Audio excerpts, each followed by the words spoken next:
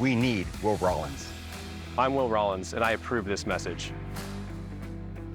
Hi, everybody. I'm Jay Leno. I've teamed up with Yamaval Resort and Casino at San Manuel for their one-of-a-kind car giveaways. And on Halloween, October 31st, we're giving away my personal favorite muscle car, the Dodge Demon 170. Not only will the lucky winner drive off in this incredible ride, I'll give you a tour of my garage and show you some stuff that I think you might enjoy. So join us for this legendary car giveaway and a tour of my garage. And of course, if nobody wins, the car goes to me. If you've been seriously injured anywhere in SoCal, the attorneys at Sweet James will be there to help you with your recovery. Whether you're hurt in a car, motorcycle, trucking, or bicycle accident, Sweet James has the courtroom experience to deliver larger-than-life results. You'll need help getting the medical treatment you need and the money you deserve. You'll pay nothing until we win.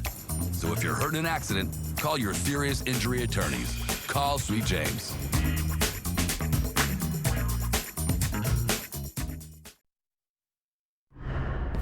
Right now at 3, at least one person is hurt after a house exploded in Long Beach. We're live with the latest on what it caused. Plus, protests in some spots today as we mark 1 year since the Hamas terror attacks in Israel. We'll look at how law enforcement is working to keep everyone safe today.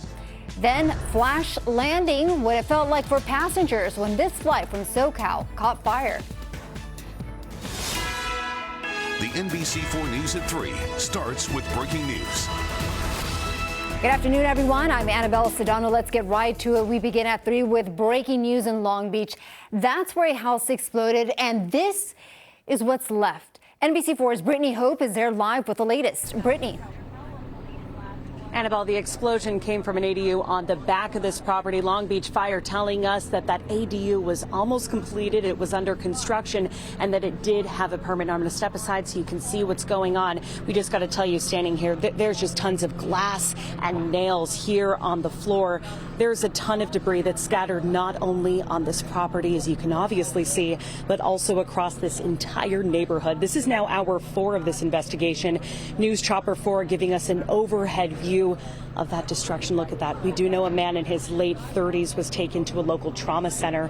A spokesperson for the fire department does tell me that man was able to walk to them to get help, but at this point they don't know his condition. A family in the front main home, which also has a lot of damage from this, is now getting help from the Red Cross.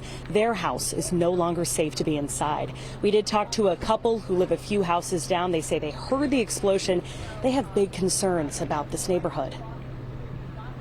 I was in the garage working out, and then all of a sudden I heard a loud sonic boom, and basically I ran out to check to see if it was like my house or something, and then my house was okay, so I ran out to the front and I saw the neighbor's house all up in the air.